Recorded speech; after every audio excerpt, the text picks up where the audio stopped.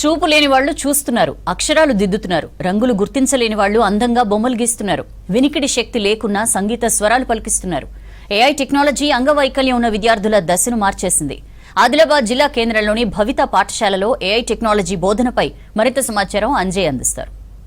ఆదిలాబాద్ జిల్లాలో భవిత కేంద్రం వైకల్య విద్యార్థుల భవిష్యత్తును మార్చుతుంది, అదేవిధంగా వారికి దశను చూపుతుంది, దిశను చూపుతుంది. మనం ప్రస్తుతం ఆదిలాబాద్ జిల్లాలోని ఏదైతే వైకల్య కేంద్రం భవిత ఉందో ఆ భవిత కేంద్రంలో ఉన్నాం. ఇక్కడ ఎవరైతే వైకల్యానికి సంబంధించిన 4 రకాలకి సంబంధించిన విద్యార్థులు విద్యను అభ్యసిస్తుంటారు. వైకల్య విద్యార్థులకి బోధన చేయడం అంటే ఆషామాషి వ్యవహారం కాదు. కానీ అందుకు భిన్నంగా ఇక్కడ ఎవరైతే టీచర్స్ ఉన్నారో, అధ్యాపకులు ఉన్నారో అద్భుతంగా బోధన చేస్తున్నారు. ముఖ్యంగా తెలంగాణ రాష్ట్రంలోనే తొలిసారిగా ఏఐ టెక్నాలజీతోని విద్యార్థులకి విద్యార్థినీలకి బోధన చేస్తున్నారు. ముఖ్యంగా విద్యార్థులంటే వీరు కొంత చదువుకోవడానికి ఇబ్బంది పడుతుంటారు. అదేవిధంగా వీరిలో కూడా కొంతమంది సంతగ్రహులు కూడా ఉంటారు. అలాంటి వారికి ఏ టెక్నాలజీతోని బోధన చేస్తున్నారు. మనం ప్రస్తుతం తరగతి గదిలో ఉన్నాం. ఏ టెక్నాలజీకి సంబంధించిన ఏవైతే విద్యార్థులు వైకల్యంలో ప్రధానంగా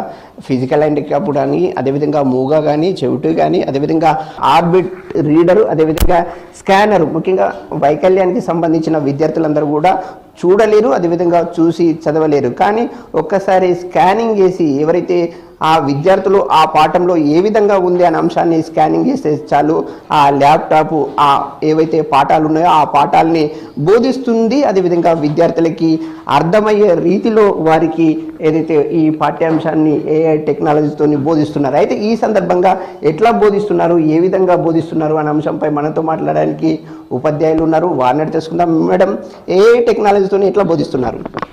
సార్, అది ఇప్పుడు లేటెస్ట్గా వచ్చింది కాబట్టి ఈ పిల్లలకి మన భవిత సెంటర్లో ఇంతకుముందు మనం స్పీచ్ చెప్పాలన్నా వాళ్ళకి లిప్ మూమెంట్ ద్వారా ఎక్కువ ఇవ్వాల్సి వచ్చేది.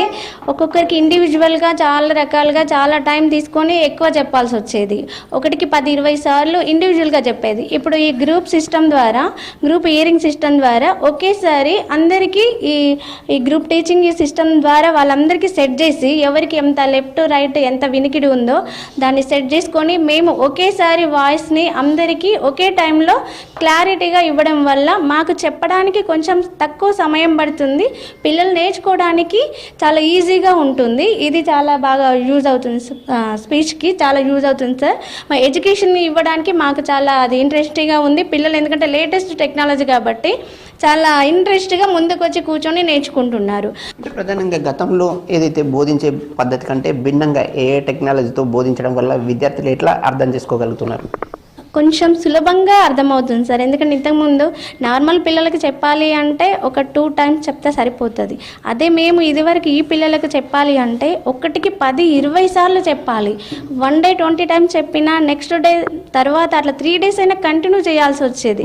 ఇప్పుడు మాకు ఆ సమయం చాలా తక్కువ, అంటే తగ్గించి చెప్పాల్సి వస్తుంది. అంటే తొందరగా నేర్చుకోవడానికి బాగా యూజ్ అవుతుంది సార్. మేము చెప్పే చిన్న చిన్న బేసిక్ అయినా కూడా వాళ్ళకి తొందరగా నేర్చుకోవడానికి చాలా యూజ్ అవడం వల్ల మాకు కొంచెం శ్రమ తగ్గింది. పిల్లలకి ఎక్కువ సమయం దొరుకుతుంది ఎక్కువ నేర్చుకోవడానికి. ఇది యూజ్ అవుతుంది సార్. అభ్యాసంలో వారికి ఒక మెలకువలు కూడా లభిస్తున్నాయని అధ్యాపకురాలు చెప్తున్నారు. అయితే తులసి అనే విద్యార్థి మనతో పాటు ఉన్నారు. ఆ విద్యార్థిని అడిగి తెలుసుకుందాం. ఎట్లా అనిపిస్తుందమ్మా ఏ టెక్నాలజీతో నేర్చుకుంటే? బాగుంది సార్. అవును, కానీ నాకు ఆ టైం లేకపోయింది. ఎందుకంటే అది నాకు అర్థమయ్యేది కాదు టీచర్. ఇప్పుడు ల్యాప్టాప్తో నేర్చుకుంటున్నావు కదా, ఎట్లా అనిపిస్తుంది, ఏ విధంగా అనిపిస్తుంది? బాగుంది. ఎట్లా ఈ పద్ధతిలో నేర్చుకోవడం చాలా ఈజీగా అనిపిస్తుందా, సులభంగా అనిపిస్తుందా, ఈజీగా అర్థమవుతుందా? ఈజీగా. నీకు తులసి పాటలు కూడా వచ్చు కదా, ఒకసారి పాట పాడు.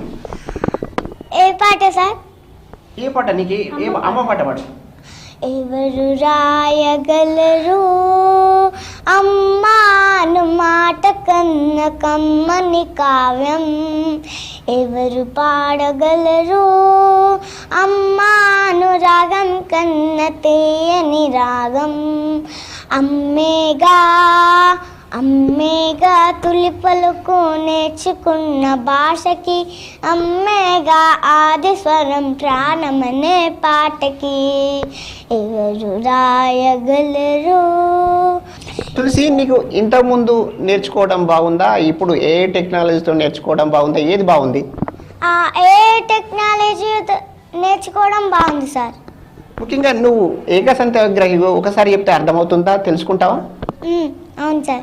గతంలో తులసికి ఏమీ రాకపోతుండే, ఈ పాఠశాలలో చేరిన తర్వాత ఫస్ట్ క్లాసు అత్యంత తక్కువ సమయంలోనే ఈ తులసి నేర్చుకుంటుంది. అదేవిధంగా మరొక విద్యార్థి ఉన్నారు, వారిని తెలుసుకుందాం. నీకు ఎట్లా అనిపిస్తుంది నాన్న ఏ టెక్నాలజీతో నేర్చుకోవడం? చాలా బాగుంది సార్. ఈ టెక్నాలజీతో నేర్చుకోవడంతో చాలా బాగా అర్థమవుతున్నది.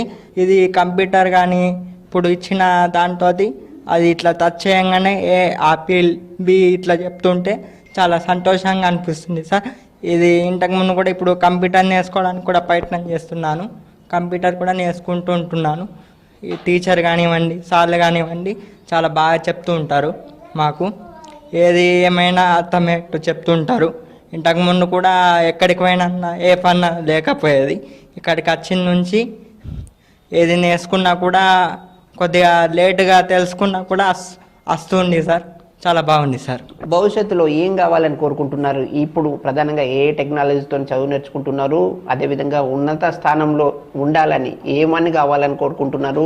ఎలాంటి ఉద్యోగాన్ని సాధించాలని కోరుకుంటున్నారు? అలాగే ఇప్పుడు కంప్యూటర్ నేర్చుకున్న తర్వాత ఇక ఎక్కడ ఆఫీస్ లోపల ఎక్కడన్నా ట్రై చేయాలని చూస్తున్నా సార్. ఇది ఈ విద్యార్థి చాలా సంతోషాన్ని వ్యక్తం చేస్తున్నారు. ముఖ్యంగా ఏ టెక్నాలజీతో నేర్చుకోవడం వల్ల తాము సులువుగా నేర్చుకుంటున్నాం, అదేవిధంగా సులభంగా అర్థం చేసుకుంటున్న ఏ చిన్న విషయమైనా, ఏవైతే ఈ ఏ టెక్నాలజీకి సంబంధించిన ఈ ల్యాప్టాప్ కానీ, అదేవిధంగా ఇది ఈ రీడర్ ఆర్బిట్ ఏదైతే 20 ఉందో, ఇక్కడ ఒక్కసారి ఈ స్కానర్ మీద ఈ విధంగా ఏదైతే ఒకసారి పుస్తకాన్ని పెట్టి స్కాన్ చేస్తే ఈ ల్యాప్టాప్లో ఎవరైతే డెఫ్ కానీ, అదేవిధంగా అంధ విద్యార్థులు ఎవరైతే ఉన్నారో వారికి ఈ పాఠంలో ఏది ఉంది అనేది ఒక ఆడియో శబ్ద రూపంలో విద్యార్థులకు వినిపిస్తుంది.